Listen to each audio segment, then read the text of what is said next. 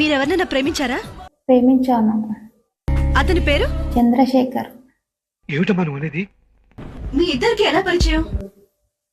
చిన్నప్పటి నుంచి మేమిద్దరం ఒకే ఇంట్లో పక్క ఉండేవాళ్ళం. పక్కనే ఉండడం వల్ల మీ ప్రేమకి బేస్ ఏర్పడిందన్నమాట. కాదండి, మేమెప్పుడు ఒకే ఇంట్లో ఉన్నా ఎప్పుడూ కొట్టుకుంటూ తిట్టుకుంటూ ఉండేవాళ్ళం.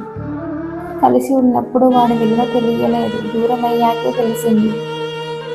తన ద్వారా నేను ఒక విషయం తెలుసుకున్నా, మనకు బాగా కావలసిన మనిషిలో కూడా మనకు తెలియని మనిషి ఉంటాడని అప్పుడే తెలుసుకున్నా.